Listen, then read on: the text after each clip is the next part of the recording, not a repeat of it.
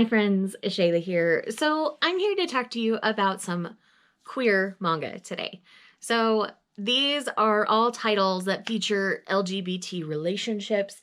I have started to explore this genre a little bit more over the last year and a half, and I found some titles I really love. So I thought I would make a list this year, and going forward, as it's something I continue to seek out, I will be making, top 5 lists for the year.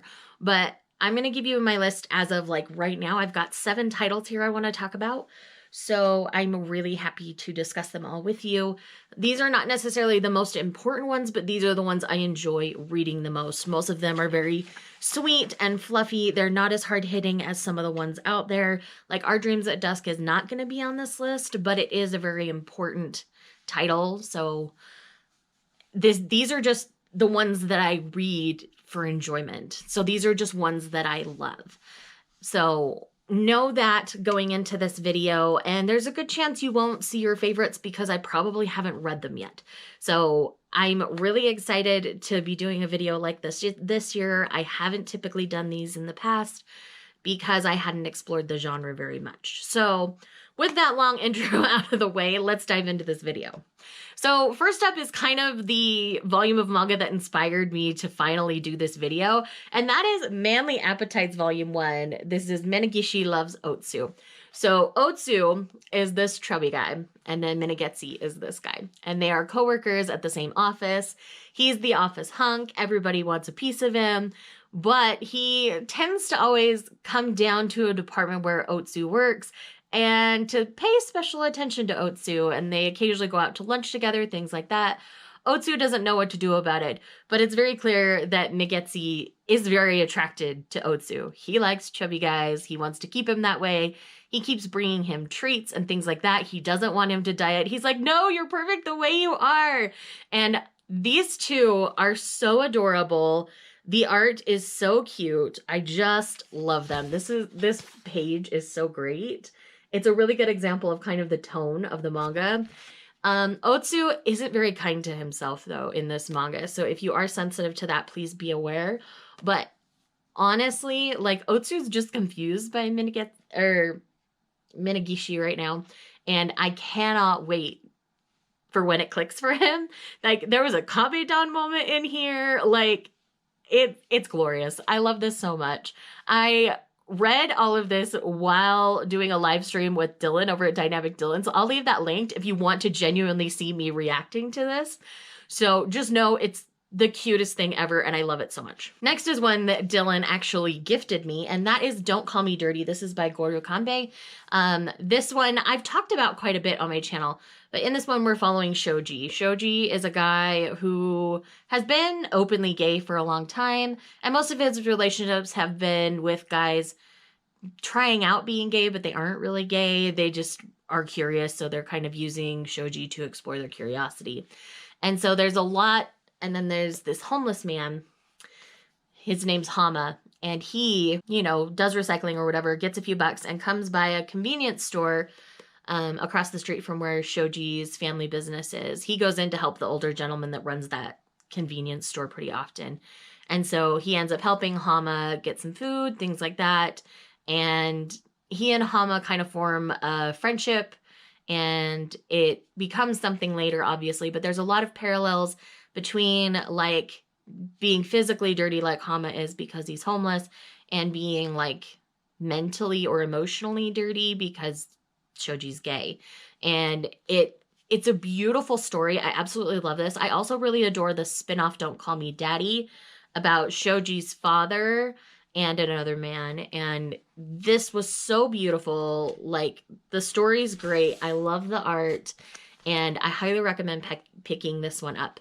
I know the title seems really weird, but I promise it works, and it's beautiful, and I love it. Next up is one that I believe G initially recommended to me, and it's one that I'm so glad that I read, and that is 7 Days, Monday through Sunday. This is stories by Venio Tachibana, and art is by Rihito Takari? Pronunciation, guys, I try, I'm sorry. Anyways, in this one, we have a first-year student who basically on Monday, whoever asks him out first, he'll go out with them for a week. If he doesn't fall in love with them, then they break up on Sunday, and the next Monday, he goes out with somebody new. And then there's a third year named, where did his name go? Yuzuru Shino. So Shino knows about this, and they're both in the same archery club. And so Shino decides to ask him out for the week. And so this is about their week together, getting to know one another and enjoying a dating relationship for a week. This is so great. I love this so much. There was a book written with a very similar premise, but I do believe that the premise was ripped off from this, so I recommend supporting the manga. That's a personal take there. But anyways, this is really sweet. I really love it. It doesn't get too sexy or anything, but it's still such a good story. It has a lot of depth to it. I really enjoy this and highly recommend it. Next is one that I just really love, and it stood out to me a lot when I was thinking about this list, and that is Our Dining Table. This is by Mita Ori. I believe almost the same name, not quite. I thought it was the same for a second. But anyways, in Our Dining Table, I'm just double checking names on the back. So we have this salaryman named Yutaka. He's a very lonely man, doesn't have a good relationship with his family, but he loves to cook.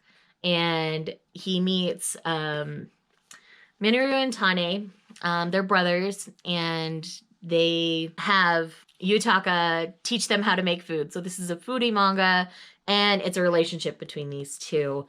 And it's kind of slow growing. It's really sweet. I really, really love this for a lot of reasons, because the reasons why Yutaka's family exiles him is because he's gay. And this one is, I believe, openly gay, at least to his family. So this is a really sweet story, and it almost feels like a single parent thing with the younger brother involved, but it's really not. But it's so sweet. Like, I love this. I love the art in this. It is just so cute. And this was so precious. I totally cried during my reading of this. It makes my heart so happy. I love this. It's contained within the one volume, and I just love it. All right, let's move on to some Yuri titles. So first up is probably the first Yuri that I read and truly enjoyed, and that is I Married My Best Friend to Shut My Parents Up. This is about two adult women. They had met, I believe, in college. So we have Morimoto. She's a professional. She wants her parents to stop hounding her about getting married. She just really doesn't want to deal with it. And so her best friend, who was younger than her in school, so it was her kohei at school. Let's see. It doesn't have her name here on the back, but I can't remember. Anyway, she's adorable. Anyway, she agrees to marry Morimoto to get her parents off her back. And so it's about them entering into a relationship. And it's really sweet. It's very much kind of a grumpy sunshine situation. And Morimoto always thought she was straight. And so she starts to learn that she has more than friendship feelings for her friend. It's cute. I really love this. And again, the art is really, really sweet in this one. They're just really cute. They're beautiful women. I love this a lot. So highly recommend checking this one out. All right. The next one is How to Weave a Relationship. This is by Tamiful. And this is about two girls who meet in college, exploring a romantic relationship together. And Miwa, she's been shy and she's been attracted to girls for a long time.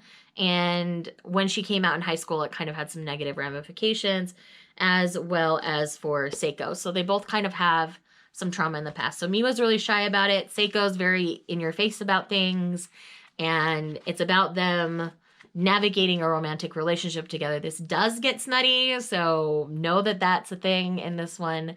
And I really enjoy the direction of the series for this one. I have read volume 2 as well, and I really just enjoy what they're trying to do with this series. It's exploring a lot of different relationship things, like just normal romantic relationship things, while also adding the homosexual part of this. So it's really interesting and really dynamic. And again, the art's really cute. I think they're adorable and I just really like it. It's really cute. They're both really cute girls. All right, from here, I've got one more, and that is Whisper Me a Love Song. I read an arc of this just recently. I don't have a physical copy yet. But in this one, we're following two girls. One is a third year, one is a first year in high school. The third year subbed in for a band and was the lead singer for it, and the first year fell in love. And so they start to form a friendship. It becomes more. It's really sweet. It's really cute. Again, the art in this one is absolutely adorable. And I just really like what they're exploring within the series as well.